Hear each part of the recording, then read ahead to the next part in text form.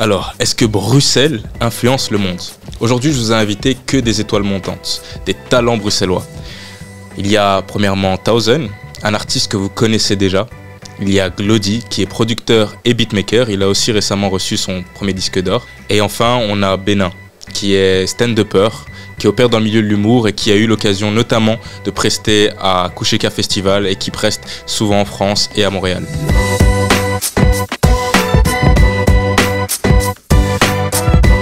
Je suis super content de vous avoir aujourd'hui. Alors on se connaît, mais bon, ça fait toujours plaisir de vous revoir. On n'a pas l'occasion de se voir. Et je voulais commencer par la question suivante. En fait, Glody, dis-moi un peu, pour toi la musique, ça représente quoi? Pour moi, la musique, c'est un transfert d'émotions en fait. Pour moi, quand j'écoute une chanson, je dois ressentir quelque chose. Et je pense que c'est ça, pour moi, la musique, en fait, transmettre ses émotions en chanson. Ok. C'est beau. C'est de rentrer directement dans un truc très deep. Ouais. Heureusement que tu m'as pas posé la question à moi. Mais justement, maintenant, je vais te poser la question à toi. Pour moi, la musique... Et je te mets un challenge en plus, en une phrase. En une phrase? Waouh. Pour moi, la musique, c'est l'âme. Ah, t'as vu ça? Non, non. J'ai la rêve. Non, le son, moi, je vais aller dans un autre délire que Glody, c'est plus une addiction. Ok. Parfois, j'en discute avec lui plusieurs fois, tu vois, on se dit, ah, pourquoi on est dans ça? Est-ce que c'est vraiment le bon choix qu'on a fait dans notre vie, etc. Mais on peut pas arrêter, quoi. Il y a des gens, évidemment, ils le font pour la fame, pour l'argent, pour le truc, tu vois. Nous, parfois, on a juste envie d'arrêter, on a envie de voir d'autres horizons, mais on fait le tour et on revient à la musique. Tu vois. Okay. Donc moi, je le vois plus comme une bonne addiction, pas une mauvaise.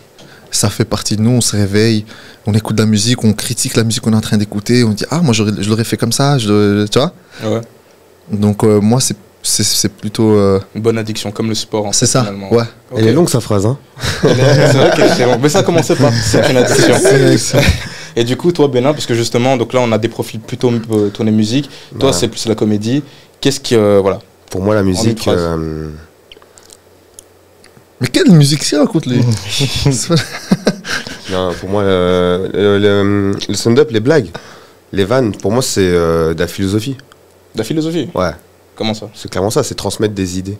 Transmettre des idées. Transmettre des idées, des points de vue sur le monde. On peut voir... T'as plusieurs types de philosophes. Ok.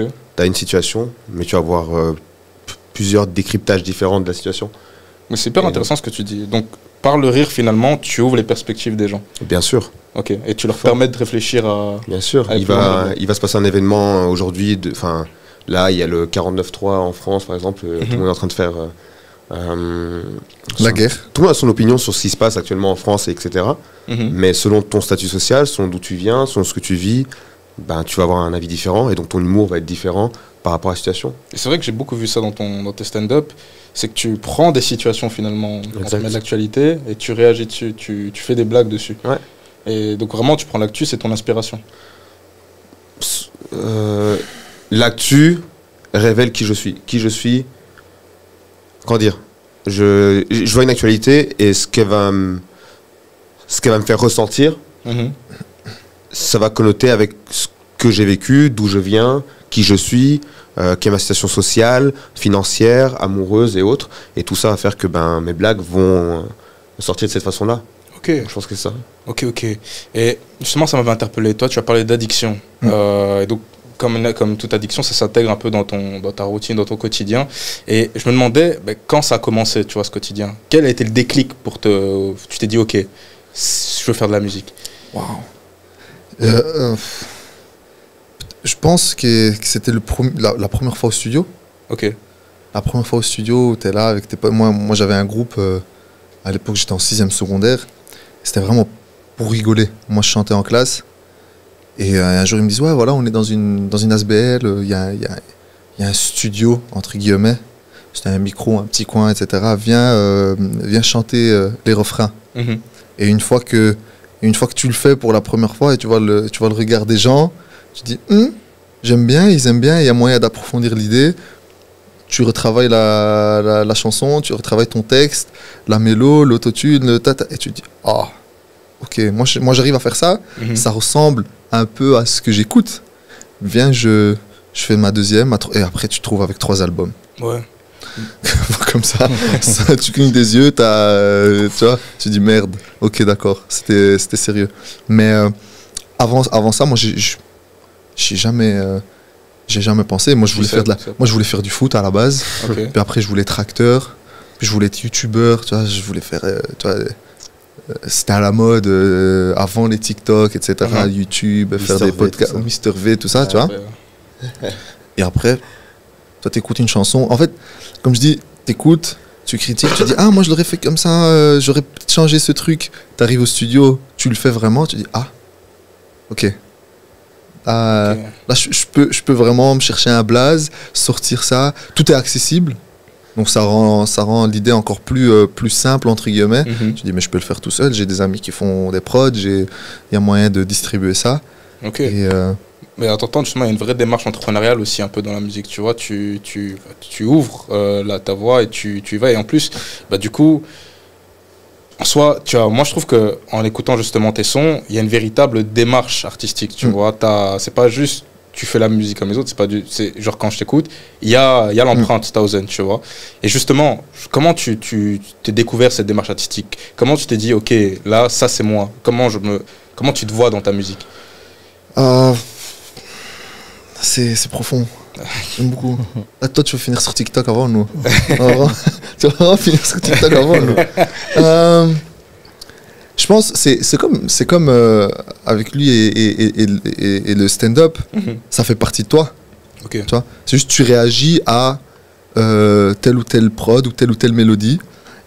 Et via ce que tu as écouté en étant petit, ce que tes parents, ce que tu écoutes aujourd'hui, ce que tes amis t'ont fait écouter, qu'est-ce qu'il y a là. Tu vois, tu prends c'est un melting pot, tu mélanges. Et je pense que c'est ça qui rend chacun très singulier, voilà, son humour à lui, c'est pas le même que l'autre. Ouais. Son idée, même s'il peut dire la même chose qu'un autre humoriste, même si j'ai envie de dire le même message qu'un autre chanteur ou qu'un beatmaker a envie de composer la même chose qu'un autre, mais son idée, mon idée, la sienne, et notre histoire, tu vois, notre nous-mêmes va faire que on va venir avec quelque chose de différent et unique. Donc, encore une fois, moi, la première fois, évidemment, je suis jeune, j'ai commencé à 17 ans, je copie, je prends des prods sur YouTube, j'ai envie de copier tel ou tel artiste. Okay. Et avec le temps, je me dis, ah non, ça je le ressens moins. Ça, je le fais un peu moins bien. Ça, les gens n'aiment pas trop. Et le puzzle, il se crée petit à petit, tu vois. Ok, je vois. Mais pareil, du coup là on a la vision du chanteur, mais également pour le beatmaker, parce que pour moi la musique, donc forcément tu as l'aspect qui ressort, on voit le chanteur, le rappeur, mais tu as aussi toute la confection de celle-ci, et finalement ce que les gens aussi vont souvent retirer, c'est la sono, enfin tout ce qui, c'est le rythme qui est créé. Et toi aussi, comment tu t'es dit à un moment donné, vas-y, moi j'adore faire des sons, j'adore créer cette mélodie qui va accrocher l'auditeur. Comment ça t'est venu? Moi, ça a commencé, en fait, depuis que je suis petit, j'ai toujours été fan de musique, mais je faisais que ça, en fait, de toute ma vie, en fait. Et au début, je faisais ça dans mon coin, je partageais pas trop ça. Et puis, petit à petit, j'ai commencé à partager à mes amis, et j'ai vu leur réaction, en fait. C'est ça que je parlais au début, donc les émotions, que les gens aimaient bien, ça me faisait plaisir. J'ai commencé à poster ça en ligne, et depuis, je suis là. Hein. Ok. Depuis, je suis là. Et donc la démarche, elle est vraiment dans, je dirais, le partage. Genre tu te dis, ok, ça c'est une émotion, c'est quelque chose que j'ai envie de partager. Et donc tu crées le son. Vraiment, c'est ça. Pour moi, c'est ça. C'est très stylé. Moi, je connais Glody depuis... Moi, quand j'ai commencé la musique, donc 5-6 ans. En fait, c'est marrant parce que lui, il dit partage. Et moi, quand je vois ma musique à moi, et la démarche de le faire, c'est le contraire, c'est l'égoïsme. C'est-à-dire que moi, je fais de la musique pour moi. Ok. Je le fais vrai. Et même au tout début, tu as dit, ouais, les sentiments, moi j'ai dit, c'est une addiction. Ouais. On a fait ça fait Saïna ensemble. Ouais. C'est on a fait un plus gros morceau ensemble. Putain, mais c'est vrai qu'en plus, il y a une sorte d'opposition. Voilà, quand il me dit ça, je suis en train de me dire, ah, mais t'es qui toi? D'ailleurs, pour les auditeurs, c'est notre première interview ensemble. Ouais, c'est vrai. Ça fait 5 ans qu'on bosse, on n'a jamais fait, donc waouh, ça va clasher. Mais non, mais c'est marrant parce que vraiment quand il dit partage, moi la musique, je la vois vraiment comme, tu vois. Moi, alors, je sais pas si toi t'as la même chose. T'as envie de faire rigoler les gens ou t'aimes bien quand tu te fais rigoler Moi, j'ai toi. les deux en fait. Comment ça? Moi, les deux, je les comprends. J'ai ce truc de ce que ça fait aux gens. Ah ouais. Je kiffe de ouf. Mais, Mais ce que je fais aussi aux gens. Moi, ce En que fait, moi je fais aux gens. Mais je moi kiffe j'aime de bien, ouf aussi. mais après en tant que chanteur, c'est, tu vois, il y a des étapes. Il y a l'étape la plus, après, je vais pas donner, est-ce que c'est la meilleure ou pas, mais il y a l'étape où tu es tout seul dans ta chambre au studio en train de créer. Il y a l'étape où c'est toi tout seul qui écoute. Tu sais, c'est rare qu'une chanson, tu la crées genre le lundi et que le mercredi elle est déjà dehors. Tu vois. Ouais, c'est vrai. Nous, il y a des titres, on les a fait il y a un an, sûr. il y a des 2 ans, tu vois. Mhm. Donc il y a cette période-là et il y a la période où c'est dehors et que tu partages justement avec Ouais. les gens. Donc moi j'aime bien cette période aussi. Ouais. Tu vois, quand je suis sur scène et que tout le monde chante, et en mode ah cool, tu vois, je le ressens. Mais la période pré-sortie, elle est tellement plus grande que ça rend ça beaucoup plus égoïste. Je me dis ah ouais, moi le moment que je kiffe le plus, c'est par exemple quand on fait un morceau et que je l'enregistre et que je me dis je suis la seule personne sur terre avec ça. Ok. Tu vois comment c'est Ouais. très égoïste, mais je me dis personne n'a ce titre, il est incroyable. Tu vois, je suis en Ouais, mode ouais. pour la dinguerie et on se regarde et avec Glody parce qu'il a un G-son aussi, tu vois, donc il m'enregistre énormément de fois et on se regarde, on dit waouh.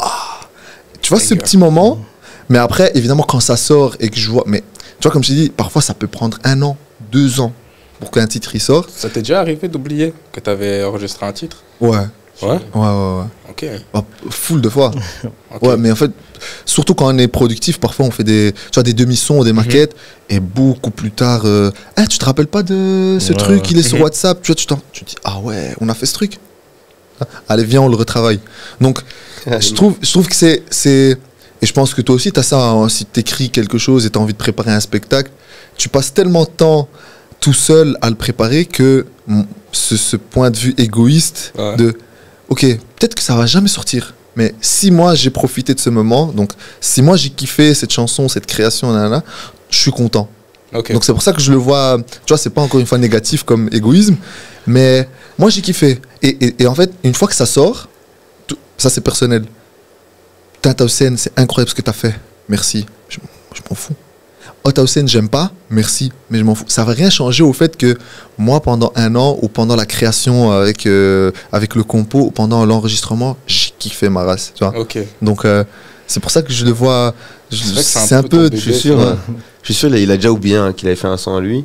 Il a écouté 1 an plus tard, il dit c'est qui ce beau gosse qui chante là Bah, tout le temps. Ah, tout le temps, il a dit tout le temps. Mais j'ai une question pour vous deux du coup, Glody et Benin. Je vais peut-être commencer par toi, Benin. Dans le processus créatif, genre, quand tu te dis ok, je vais préparer un stand-up, c'est quoi en fait, genre comment tu le confectionnes? Moi, il n'y a pas de OK. Je pense que contrairement à d'autres arts et tout, je travaille tout le temps. Ok. C'est-à-dire que tout ce qui arrive dans ma vie tous les jours là, le Tu fait notes. que j'ai pas réussi à me garer à Saint-Josse, le fait que tout dans mon cerveau il s'arrête jamais. Ok. Donc en fait, c'est juste à un moment donné, il faut que je confronte ces idées. Est-ce qu'il est pertinent ou non de, à ce moment-là, gratter le truc et sortir. Là, tout à l'heure, je dois jouer juste après 5 nouvelles minutes de blagues. Ok. Je t'avoue, je n'ai même pas encore écrit les 5 minutes. Ok. Tu vois, mais je dois aller dans mon téléphone, je regarde dans les idées que j'ai, et je dis, ok, là maintenant, laquelle est pertinente, laquelle je me sens de défendre là ce soir devant un public pendant 5 minutes. T'as Ok, t'as déjà fait des trucs de 1 heure, etc. Ouais. Ouais. Sans faire exprès, ouais. Ah Je bon suis censé jouer une demi-heure et puis Ah ouais. je fasse un et bon ça moment, s'arrête donc pas. je suis resté 1 heure. tu vois, presque. Et en total impro, genre tu t'avais rien préparé? Non, il n'y a pas d'impro. Ok. En fait, les gens pensent qu'il y a de l'impro, mais le stand-up, il y a 0 impro en fait. Ok. Vraiment, la réalité, c'est qu'il y a 0 impro. Même les gens que. Est-ce que tu es en train de dénoncer que les autres stand-uppers qui disent oh, tu vas aux toilettes, c'est faux? Non, mais c'est juste que. Regarde la caméra et dis ça, s'il te plaît. Non, c'est juste que c'est du travail. En fait, il y a des Jamel gens. Debbouze. Oh, Même les personnes qui. tu me coupes, hein. Moi je suis pas dedans. Pas dans l'histoire. Même moi, avec le peu d'expérience que j'ai par rapport à d'autres artistes qui ont peut-être 20 ans de carrière, etc., bah, en fait, tu te rends compte que les interactions, même ce que vous considérez comme interaction publique, Mhm. gars, des couples métissés, couples mixtes et tout, j'en ai eu 100. Ok. depuis que j'ai commencé stand-up. Même plus, tu vois. Donc quand je vais interagir avec ce groupe-là, je sais déjà vers quoi je vais les amener. Plus ou moins. Après, selon ce qu'ils vont me donner, moi je vais essayer de tricoter un petit truc, mais l'expérience fait que toutes les situations qui vont arriver, bien sûr, il y a toujours des situations inédites dans la vie, tu vois, mais la plupart des situations, j'aurai toujours des tiroirs et je vais toujours pouvoir trouver des trucs que j'ai déjà eu comme interaction, ou j'ai déjà fait comme blague, ou j'ai déjà vu quelque part, et voilà. Et en Ok. fait, tout est. L'expérience fait que tout est entre guillemets déjà pas écrit, mais tu peux toujours te sortir de n'importe quelle situation avec des petits tiroirs, comme j'ai dit, que tu as Ça, accumulés au fur et à mesure des années. Et puis le reste, tu prépares, t'écris. Et le but de l'écriture que nous on fait, ou de répéter tous les soirs, de jouer tous les soirs, c'est pour que quand je te parle en tant que public, tu aies l'impression qu'à chaque fois que je te parle, c'est comme si c'était la première fois.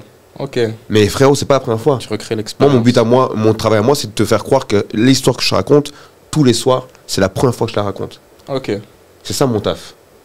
ok, Alors qu'en fait, j'ai raconté 300 fois avant toi. Tu vois, et ça, que tu aies eu un décès dans ta famille, que ta voiture qui a eu un crash la semaine passée, j'ai eu un petit Très glauque. accident. Non, mais tu vois, mais que peu importe la situation, Mhm. j'arrive avec l'énergie où tu crois que c'est la première fois que je raconte cette histoire-là. Et t'arrives alors tu co-crées cette connexion avec le. Ouais, et des fois, en fait, des fois, ça n'a pas fonctionné avec le public. Tu redescends et tu fais, ah ouais, c'est vrai, mon énergie aujourd'hui, elle était là, alors que j'aurais dû plutôt la mettre là, Mhm. ou plutôt dans ce sens-ci, dans ce sens-ci, ou dans l'autre sens, ou voilà quoi, j'étais pas assez gentil, j'étais pas assez si, ou des fois juste, je bougeais pas assez sur scène. Ok. Il y a plein de choses. Et toi, ton process créatif, allez, pour un son, comment tu te dis, ok, ça me plaît, je veux faire ça. En fait, moi, ça commence par l'écoute de musique en général, en fait. Moi, j'écoute souvent de musique vraiment tout le temps. Et c'est aussi comme lui, hein, c'est comme si je travaillais tout le temps, même si je ne suis pas physiquement sur mon ordinateur, que j'écoute un son, par exemple sur Insta, sur TikTok. C'est comme si je travaillais. Je commence déjà à analyser, à voir ce que j'aime bien, ce que je pourrais reproduire. Et des fois, c'est juste des conversations. Hein. Par exemple, avec Tausen, on se pose, on parle 1 heure de la vie. Grave. Ok. Et après, on essaye de transcrire ça en chanson. En fait, il y a chaque jour a sa manière de faire. En fait, Ouais, Il y a tout pas- peut t'inspirer en fait. Voilà, tout peut m'inspirer, c'est ça. Tu peux être, il peut être là et juste avec Towson, ils sont en train de discuter, ils sont en train de boire un verre, et juste ils ont entendu une sonnerie, j'imagine, toi. Ouais, attends, mais- franchement, c'est réel. Parce que Tu vois Attends, l'iPhone. Ouais. Mais de ouf Non, ouais, c'est tu peux réel. partir. Tu peux C'est partir réel. sur un délire de 2 heures à cause de ça. ouais, Tu vois c'est vraiment drôle que tu dis ça parce que parfois, on commence des chansons vois et accidentellement, j'appuie sur un bouton, mais Ouais, un ça, c'est truc vrai. qu'on entend en son, rien à voir, on oublie la chanson qu'on a. Et ça on fait un change truc tout, ouais. Un truc rien à voir avec ce qu'on faisait. Surtout, c'est vraiment surtout nous deux. En fait, chaque Ouais, fois. ouais, ouais. Après, bon, on va pas trop dire aux gens c'est comment on vrai. va Comment on est là En fait, on arrive et Ouais, ouais. surtout, en fait, moi, je suis quelqu'un de très indécis. Tu vois, là où eux, ils sont tout le temps en train de travailler, etc. Moi, je bosse pas. Je bosse un peu comme lui. C'est-à-dire, j'écoute et je me dis, ah, ça, j'aime bien, j'ai envie de tester. Mais je suis pas tout le temps là en train de bosser. Donc, du coup, quand on a envie d'avoir une session et de travailler quelque chose, je me suis dit, ah voilà ce que j'ai accumulé comme idée, voilà toi comment tu as accumulé tes idées, et on discute, voilà, bonjour, on parle de la vie, on n'est pas en train de discuter de, ouais, t'as vu le nouveau, c'est vraiment, on est potes quoi, tu vois. Mhm. Ok, viens, on lance cette prod. Il la commence, on est là, on vibe, sans faire exprès, il appuie sur un bouton, il y a un bruit. Je dis, ah ouais, mets-le. Mais ça a changé toute la direction. Ça veut dire là, pendant 1 heure, on a discuté de comment faire, tu sais, genre un truc afro. Ouais. On se trouve à faire du reggaeton avec des trompettes, tu vois. Mhm. Et je trouve que c'est ça. Honnêtement, je crois, 1 fois sur 2, on fait un putain de hit, tu vois. On fait un morceau, on se dit, ah, on n'est pas venu pour ça, mais la vie a fait que, tu vois, on a appuyé sur quelque chose où, je sais pas, t'as fait un cut qui a lancé un autre style. Et je préfère aller avec le flow, tu vois. Ouais, ouais. On n'est pas en train de réfléchir à, tu vois, ok, c'est pas des commandes, tu vois. Mhm. C'est pas, on a une commande à faire, Ouais. hop, voilà. Tu veux Un ta truc pizza, standardisé, voilà, ouais, tu ouais. l'as. Non, on vient, on est en train de créer, et il y a le moment égoïste de Tausen qui se dit ah non mais moi j'ai envie que ça me plaise, et il y a le moment où lui au contraire il a envie juste de partager, il se dit ah mais viens ce qu'on a écouté on a envie de faire la même chose et on teste, tu vois. Ok. Et après l'union fait la force, let's go. Moi j'ai bien fini. Le TikTok sera là. Oh putain, s'il vous plaît les gars, faites des cuts et tout, mettez des... Mais c'est vrai, donc quand tu dis que tu vas au flow, au feeling, finalement ça rend peut-être plus authentique le son, c'est ça qui rajoute finalement cette touche. Je pense que ça ne peut que le rendre authentique. Moi, bref, j'ai sorti 4 projets en 5 ans, ce qui est techniquement beaucoup, ou très bien. Et je suis passé par toutes les étapes, à part celle d'être une superstar encore, pour le moment. Mais je suis passé par l'étape de newcomer, il vient d'arriver avec un projet, les gens lui disent qu'il va buzzer. Je suis passé par, ok, maintenant il a des gros morceaux, des millions de vues, etc. Ah ouais, qu'est-ce qui se passe? Je suis passé par maintenant on calcule pas trop. Donc, et je suis surtout passé par l'étape de, et il le sait très bien, c'est à la mode, viens, c'est ça qui fonctionne, viens, on fait ça. Même si vocalement ça me va pas, même si textuellement ça me va pas, même si peut-être j'aime pas trop, tu vois. Ouais. Du coup, entre choisir voilà, la fame, mais comme je t'ai dit, chacun fait de la musique pour un but précis. Disons que tous les buts, ils sont justes. Ça dépend de qu'est-ce que tu veux faire, toi, dans ta vie. Mais on a très vite compris que nous, voilà, c'est vraiment... On le fait parce qu'on se réveille le matin et on aime ça. Okay. Pas parce que forcément on veut de l'argent. Et tu vois, si on voulait juste de l'argent, on aurait fait autre chose. C'était que ça, notre moteur, on n'aurait vraiment pas fait ça. Tu vois. Donc vraiment le côté passion. C'est ça, et c'est ça qui fait que une étape après étape, bah, tu te dis, bon, le fait de vouloir plaire aux gens, de vouloir courir derrière le hit et être numéro 1, et c'est à la mode, voilà, c'est ce style-là, c'est juste malsain, ça fatigue, t'es pas content, ton public, il te regarde bizarrement, non. Moi, je préfère arriver, rigoler. Si parfois on a ça, on arrive au studio, on s'amuse, on écoute, et on rentre sans musique, tu vois, sans rien. Mais on a passé un bon moment, on a réfléchi, on a pensé à quelque chose, on a peut-être déclenché une idée qui va être retravaillée dans un mois. Mais en tout cas, on est comment dire, je suis Tausen et il reste Glody. On n'est pas des copies de quelqu'un d'autre. Ouais. Et on n'est pas en train de se dire, ah voilà, on a essayé de faire l'autre morceau et ça n'a pas fonctionné. Ah, et si ça ne fonctionne pas. Ouais. Donc, tu as fait quelque chose que tu n'aimes pas. Et en plus de ça, ça n'a pas fonctionné. C'est double échec, tu vois. Échec, ouais. Et c'est pas.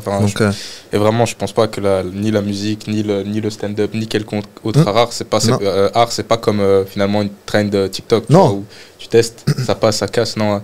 Mais justement, dans votre parcours respectif, est-ce que vous avez connu des obstacles? Et ces obstacles-là, comment vous les avez surmontés? Mais quels ont été c'était lesquels? Moi, je trouve tout à l'heure, tu parlais de déclic pour savoir si tu es fait pour ça. Moi, je trouve que le déclic, c'est pas forcément le fait d'avoir envie de faire ça. Je pense que le déclic pour savoir si tu es fait pour ça, c'est est-ce que tu es prêt à surmonter les obstacles qui viennent avec ça. Ok. Tu vois, donc, je pense que moi, j'ai jamais été aussi sûr de vouloir faire cela de ma vie qu'en me disant, en fait, là, il y a des embûches et je veux pas m'arrêter là. Okay. Souvent, ce qui fait la différence dans ce genre de métier-là, c'est aussi l'endurance. On ne dit pas souvent, c'est des gens qui sont là depuis longtemps, tu vois. C'est rare qu'un gars, il arrive et ça fait un mois, il fait du son et paf, il part. Ça arrive, ça peut arriver peut-être, mais c'est rare. C'est souvent des gens qui sont là, qui traînaient déjà, tu vois, même les longues carrières comme des Fianso, c'est 13 ans, je crois, qui étaient dans le milieu, des choses du genre. Il y a des humoristes, ils sont dans le milieu depuis des années et des années, et c'est qu'après 12 ans qui vont péter. Okay. L'ascension la plus rapide dans le stand-up, en Belgique en tout cas, qu'on ait eu, je pense que c'est Fanny Ruet, et elle tourne déjà autour de 4-5 années. Elle n'était pas forcément dans le milieu, mais elle a été comme déjà autour du milieu, à connaître un peu comment fonctionne le milieu. Donc je pense que c'est ça la réalité, c'est tu sais que tu veux faire ça parce que les obstacles qui sont là, tu les surmontes, et il y en a encore d'autres et tu es prêt à surmonter. Donc c'est ça qui te... Et c'est pareil avec la musique? Je vais laisser Glody répondre à ça. Non, franchement, c'est pareil, c'est la même chose en fait. Parce que des obstacles, on en connaît encore là, à ce moment même. C'est dur, mais en fait, comme il disait, hein, on peut pas lâcher en fait. On peut essayer de faire tout ce qu'on veut, mais on revient quand même à la musique. Ok. On a l'impression ouais. de parler d'une relation toxique. Toxique, addiction, c'est le thème. J'ai commencé par ça, Ouais, c'est l'addiction. c'est ça, tu vois. S'il vous Clairement. plaît, si vous connaissez un psy, Mais est-ce que c'est compliqué d'être un artiste en Belgique? Je pense que c'est compliqué d'être un Attends, je artiste. pense qu'on l'a refait ça là, non? Ah, ok. Ok. Vas-y. Est-ce que c'est compliqué d'être un artiste en Belgique? Je pense que c'est compliqué d'être un artiste un peu partout, en fait. Déjà. Je pense. Et en Belgique, un peu plus. Ouais, en Belgique un peu plus. Pourquoi? Bah, parce que la Belgique, c'est MSN alors qu'on a déjà TikTok, quoi. Ok. Je comprends pas. On est en retard. Ah ouais. Tu vois, Je m'attendais pas à ça. Tu comprends? Celle-là, là, en termes de punchline, je Non, pense mais- que tu peux prendre aussi un truc dans allez, Rap Contenders. Non, mais c'est ça, tu vois, je veux dire ou pas. Ouais, Le non, gouvernement, il clairement. vient, ils mettent des choses en place, ils disent, hey, les gars, on a inventé le Wiz. Oui, mais gars, mais nous, on est en train de swiper. Tu vois, on regarde 3 vidéos par minute. Clairement. Et non, t'es en retard par rapport aux besoins que tes artistes ont, par rapport à tout ce qui est établi pour les artistes, ben, c'est en retard.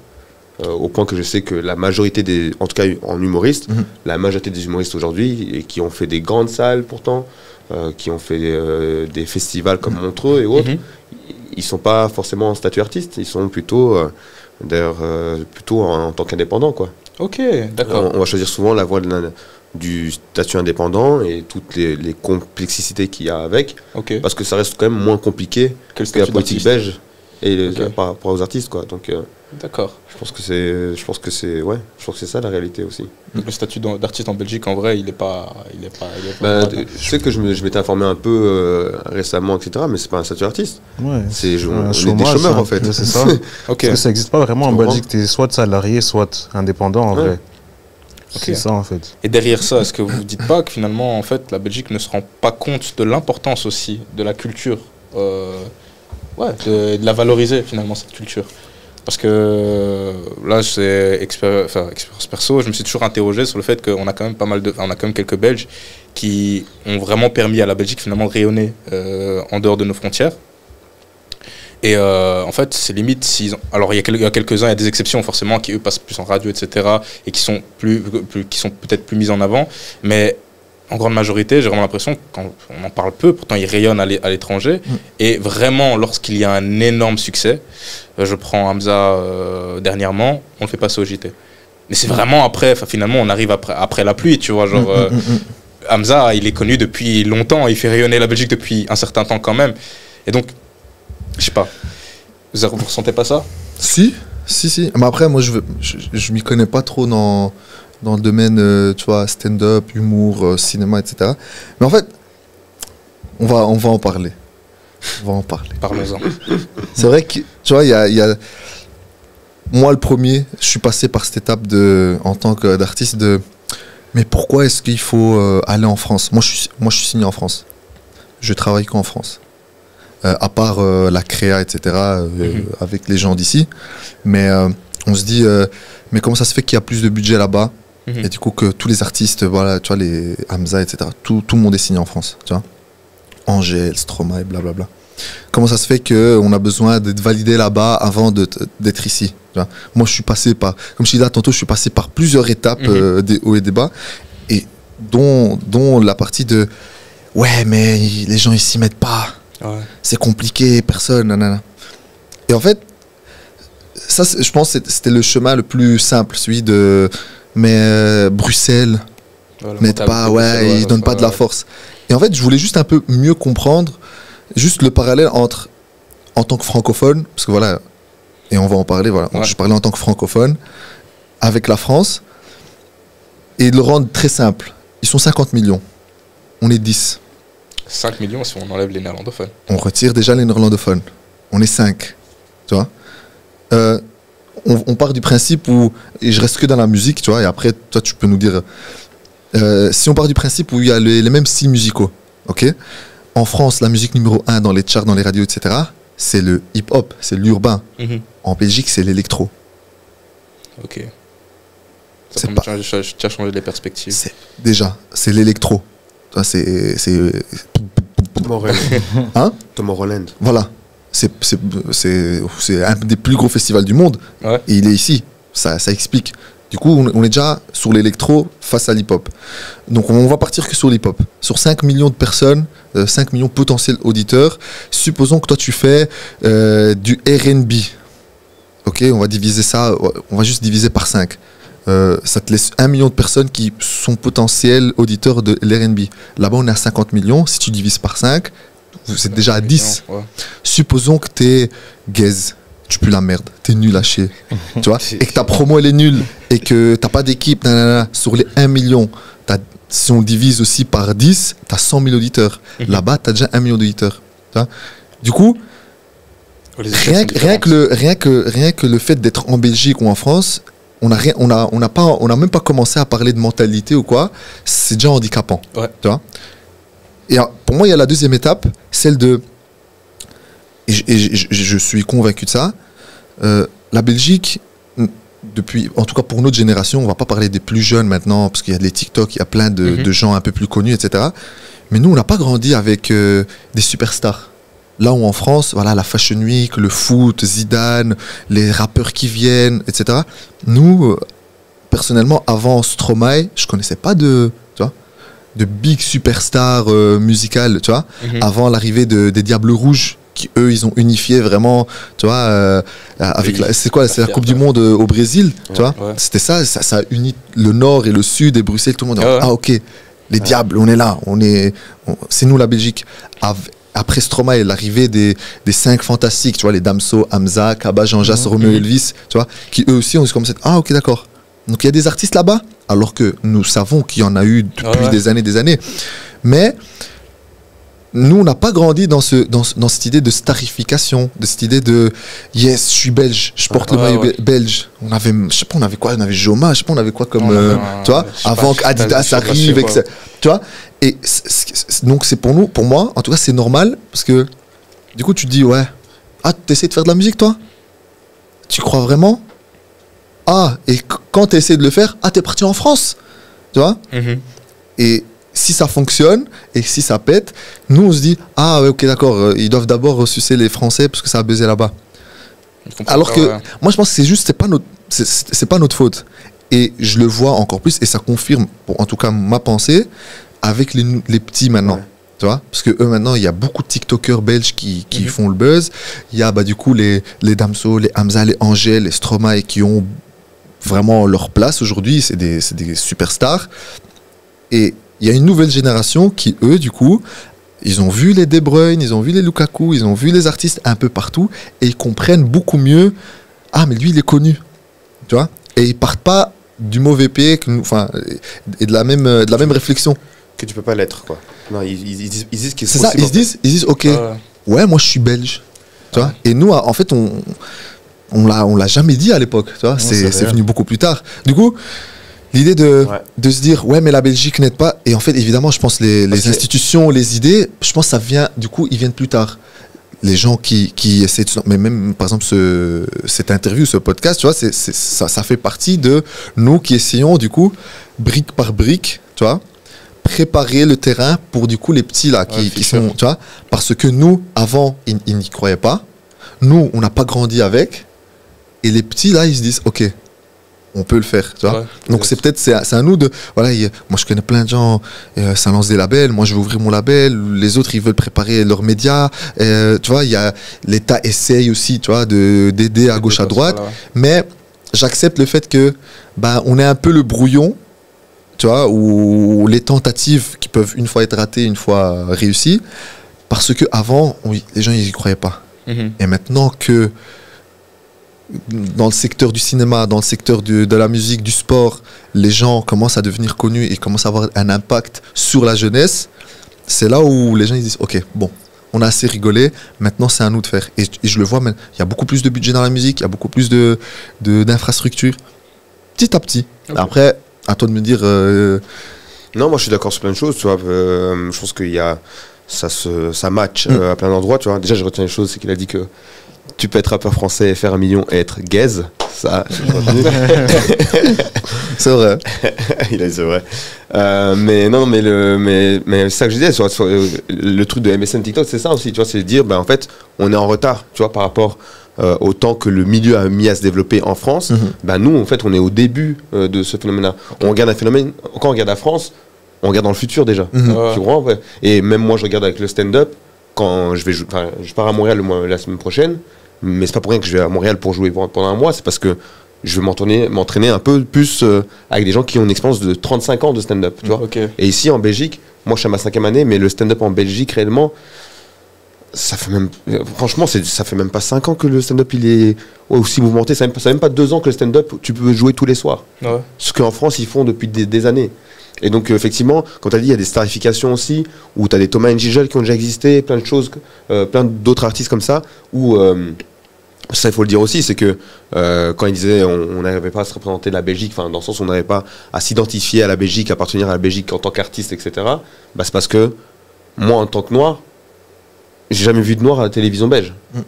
Que ce soit dans la musique, dans le foot, dans le rap, ou peu importe quel autre divertissement quel que soit, même politiquement parlant. Tu vois, c'est qu'aujourd'hui qu'on en voit de temps en temps, par-ci, par-là, tu vois. Okay. Et donc je pense que réellement... voilà, dans le milieu d'humour et de la musique, je pense que ça doit être un peu la même chose. Faut se dire la vérité aussi, c'est quand on parle d'aide et de subsides aux artistes, ben, ça allait souvent aux mêmes artistes. C'est-à-dire aux artistes blancs qui étaient déjà là en Belgique. Et aujourd'hui, il y a eu des Stromae qui ont peut-être eu des aides quand ils ont réussi. Et voilà, c'est la réalité. Je pense que ce qui est important aussi, c'est de développer cette image de représentativité. Okay. Et je pense que ce qui manque aussi beaucoup, et je le ressens aussi beaucoup, c'est que c'est normal que les gens, par exemple, ne viennent pas beaucoup donner de force, en tout cas pour nous en humour, à des humoristes noirs, parce qu'ils n'en ont jamais vu à la télévision. Tu vois, très peu de gens, il y a très peu de gens que j'ai invités à un stand-up qui sont jamais revenus ou qui n'ont pas kiffé l'expérience. Okay. Honnêtement, je pense que je suis même sur un 100% de personnes qui étaient en mode waouh, c'est incroyable, c'est cool. Mais ce qui est bien, et qui ramènent des gens. C'est que du coup, comme j'ai dit, tu seras peut-être la première brique, tu vois. Comme nous, on a envie d'être les premiers à ouvrir tel ou tel label ou à faire tel ou tel concert, tu vois. Mais moi, je préfère juste, parce que de toute façon, on est d'accord, je pense. Non, c'est juste le chemin de ouais, mais accuser. Ouais. En fait. Comme je t'ai dit, je suis passé par là. Moi, je suis passé, pour l'anecdote, j'ai eu ma tête affichée à des brookers, tu vois, à la place là devant, pour mon 2e EP, gigantesque, etc. Et je me rappelle, j'avais posté sur Twitter et j'ai dit, regardez, moi, il y a 10 ans, parce que moi, je suis né, j'ai grandi en Italie, et je dis, il y a 10 ans, je parlais même pas français. Et voilà, 10 ans plus tard, je suis sur une gigantesque affiche, voilà. C'est vrai, ouais, voilà, c'est notre Times Square. Et tout le monde, en fait, ça a fait, je sais pas, il y a des gens qui voulaient faire des blagues, tu vois, en mode, mais c'est qui ce type, mais je connais pas. Et je me rappelle, je me dis, oh, comment ça, il me parle comme ça? Moi, j'ai 2 millions de vues sur YouTube, j'ai nanana. Et je suis rentré dans cette phase de accusation avant d'arriver à comprendre le pourquoi du comment, tu vois. Donc, moi, je me dis, si on veut continuer ce chemin d'accusation et juste, tu vois, on se sépare et tu deviens la première brique. Ouais. Toi, moi, lui, etc. Je pense que c'est beaucoup mieux. Tu vois, oui, mais moi je pense que l'un n'empêche pas l'autre. Moi je pense que d'un côté, il faut se battre pour être la base et les fondations de ce qui va émaner plus tard de la culture en Belgique. Mais je pense que se battre aussi, c'est important. Quand je regarde un peu la musique là, par exemple en France, ils sont encore dans des combats parce que effectivement le rap, le hip-hop, la musique urbaine est la plus écoutée de France. Aujourd'hui, numéro 1, mais pourtant, elle n'a pas la place quand il s'agit de gagner des prix importants, les victoires de la musique et autres, elle n'a pas encore sa place. Et c'est pour ça qu'il va exister peut-être bientôt les Flammes. Ouf, il fait de la pub, carrément. Non, mais tu comprends pas. Et je pense que ça, c'est des combats que eux-mêmes, ils ont et que nous aussi, on sera menés à avoir plus tard. Donc, il y a un côté combat qu'on devra quand même mener pour qu'on puisse être représenté et qu'on puisse être important pour les générations futures et aussi. Mais combattons sainement. Ouais, je préfère combattre avec du charisme. Tu vois. Avec les chiffres. Avec des chiffres.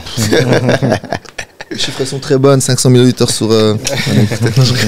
Non, mais c'est vrai, mais j'entends. Et c'est vrai que l'argument de la démographie, c'est évidemment, je pense que ça explique beaucoup de choses.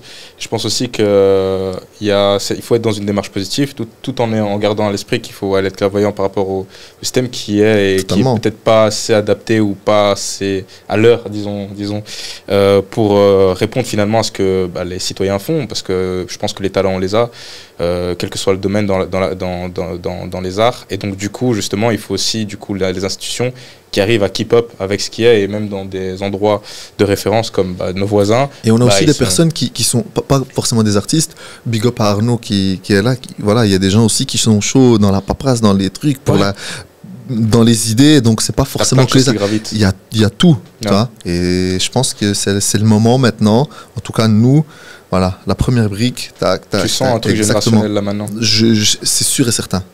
Tu vois, moi je me rappelle, pour revenir au truc des 5, quand ils ont commencé à buzzer, tout le monde est devenu manager. Tout le monde est devenu, ouais, je suis manager, ouais, je suis styliste. Mais d'un point, quelqu'un peut se dire, ouais, mais tu vois, mais pour qui il se prend, pourquoi il ment, hein. Mais moi je le vois au contraire. Ok, là, les gens, ils commencent à voir, tu vois, la petite ampoule, ils disent, ok, moi je peux le faire aussi. Je vais aller chercher, je vais aller étudier, je vais aller apprendre. Et du coup, ça crée tout un écosystème autour. C'est pas. Pardon ? Ouais, exactement. Voilà, tu vois, autour, vraiment, pas forcément de toi, tu montes sur scène, lui, moi, je suis chanteur. Mais autour, il y a 1 milliard de personnes, jeunes aussi, qui, moi, je vois, ils connaissent tout par cœur. Ok, moi, je connais cette législation, je connais ce truc, je connais cette information, je sais comment m'informer et chercher. Si un jour, voilà, il y a un budget ou une aide ou l'État, etc., ça va que nous aider. Okay. Tu vois, je pense qu'on on va gagner brique par brique. Là, on va gagner 3 étages en une année. C'est important parce que vraiment, comme il dit, ça crée un écosystème. Tu vois. Moi, vraiment, tout à l'heure, j'étais avec un pote qui est en train de finir ses études d'avocat et je lui disais, frérot, mais travaille là-dessus. Parce que nous, en tant qu'artistes, on aura besoin de toi. Les lectures de contrats, beaucoup d'autres choses, des législations, des règles et des lois qu'on ne connaît pas, nous, en tant qu'artistes. Parce que ça aussi, être un artiste, c'est endosser très souvent ce côté un peu entrepreneur. Donc, faire ta compta, signer tes contrats. Mais est-ce que tu as vraiment le temps de lire le contrat de fond en comble et finalement te faire ken, je sais pas pour quelle raison, tu vois. Est-ce que tu as le temps de faire tes calculs et toucher tout l'argent qu'on te doit réellement. Donc tout ça, c'est des choses importantes. Et en fait, derrière un artiste, il y a des gens qui mangent. Il y a beaucoup de gens. Tu parlais d'entrepreneuriat. Et on a reçu, d'ailleurs, ça me permet de prendre un donut. Ah, enfin, c'est lancé. De prendre un donut. N'hésitez pas. Big up. On a eu donc c'était dans un autre épisode avec Chloé, justement, qui est la fondatrice de Coco Donut. Et elle nous disait qu'elle, justement, un truc qu'elle ressentait en tant que patron, finalement, en tant qu'entrepreneuse, en ayant osé, c'est que finalement il y a aussi un peu un regard, elle perçoit en tout cas un regard un peu négatif par rapport au patron. Forcément, quand on dit patron, pour beaucoup de gens, selon elle, c'est que il y a ce truc de forcément patron, méchant avec les employés, etc. Et que donc finalement il y avait aussi ce regard un peu avec dédain par rapport à certains entrepreneurs en attendant parfois leur échec. Elle a cité une entreprise dont je ne me rappelle plus le nom, mais dont le truc c'est les vélos. Et justement, il y a eu un article récemment où on disait oui, ils ont fait faillite. Et donc tu as plein de gens qui sont là en mode ils ont fait faillite. Tu vois, il y a ce truc dans les médias qui partageait un regard plutôt peu positif finalement, assez négatif et qui n'incite pas à la volonté d'entreprendre dans ce domaine. Tu vois. Donc, justement, est-ce que vous en tant qu'artiste, est-ce que vous vous dites pas, ok, quand j'ai annoncé par exemple à mes proches que j'allais me lancer là-dedans, ou quand j'ai annoncé à d'autres personnes, ou même aux gens qui me connaissent, il y a un regard peut-être négatif, ou en tout cas on me désincite à me lancer là-dedans. Ouais, parce que les gens ils ont peur. C'est ça en fait, la vie d'entrepreneur, c'est ils ont peur. Parce qu'on a été habitués, on nous a appris à l'école de rester dans des situations confortables, de ne pas sortir du schéma scolaire habituel, que quand tu vas dans telle ou telle filière... Ça ne veut pas dire faites pas... Oui, ça ne veut pas dire faites pas. Non. Ok, t'as raison. Moi, je fais ça que pour TikTok. T'as raison. Finis ton diplôme, fais tes diplômes, tu vois, et c'est important de les faire, tu vois. Mais il y a aussi d'autres chemins qui existent. Et la vérité, c'est qu'on nous a montré qu'un chemin, c'est celui du confort, c'est celui de il faut que tu aies telle ou telle année d'ancienneté dans ton entreprise pour pouvoir savoir après une retraite et autres. Mais ta retraite, tu peux la faire toi-même aussi. Si tu as vraiment les idées, si tu as vraiment la conviction, si tu te donnes les moyens, tu peux y arriver. Et en fait, la réalité, c'est que dans ce cheminement-là, l'échec dont tu parles là, il est important, il est primordial. Ok. Parce que une fois, j'ai dit à ma daronne, on parlait de mon petit frère parce qu'il galère. et moi, je lui ai dit, bah, moi, en vérité, la vérité, je lui souhaite plein d'échecs. Mais elle peut pas comprendre ça, c'est normal, tu vois, parce qu'elle est dans un schéma où c'est important de suivre cette voie-là. Mais moi, je voyais l'échec dans le sens de tomber et se relever et d'apprendre de cette chute-là, tu vois. Parce que c'est important et c'est comme ça qu'il va se construire et c'est comme ça qu'il va avoir les idées plus claires sur ce qu'il a envie d'avoir et d'atteindre plus tard. Et c'est comme ça qu'il va pouvoir obtenir son dû, quoi. Et pour rentrer dans une démarche aussi, allez, dans le positif, il y avait une question que je voulais impérativement vous poser. C'était, et je vais te regarder, quel a été le moment le plus excitant dans ta carrière? Et je veux une réponse de vous trois. Excitant, je sais pas si c'est plus excitant, mais le moment où j'étais le plus fier, c'est quand j'ai eu mon disque d'or, personnellement. Let's go. Disque d'or. Ouais, Bien. c'était ça. Let's go. Ouais, les gars, mettez du oui, respect, mettez du bien sûr. respect. Ouais. C'est important. Attention, C'était ça. Et pour toi? Quand Reloti a eu son disque d'or. Ça, c'est ce qu'on aime. Solidarité bruxelloise. J'étais là. Je sais pas. Quand j'ai rempli Botanique, j'ai fait le Zénith de Paris, Let's go. j'ai fait les Ardentes, j'ai fait des millions de streams par année. Voilà. Ah, il nous enchaîne. Il nous enchaîne. Non, mais Le plus excitant. et pourtant, ce qui m'excite le plus, c'est quand je me dis ah j'ai hâte de ce qui va arriver. Ok. Tu vois, peut-être que je passe pour le mec qui se la pète en mode je cite nanana. En toute honnêteté, tout ça, pour moi c'est normal. Le jour où j'aurai mon disque d'or, Inch'Allah, je vais être en mode let's go, mon disque d'or. Hop. What's next? Qu'est-ce qu'il y a maintenant? Ok. Et c'est Voilà, ça. mentalité. Et en fait, et juste l'idée d'être avec, par exemple, Glody avec qui je parle presque tous les jours, et je lui dis, et je vais faire ça et ça et ça et ça et ça, et après ça, il y aura ce truc, et le plan, c'est ça. Pour moi, c'est ça qui m'excite.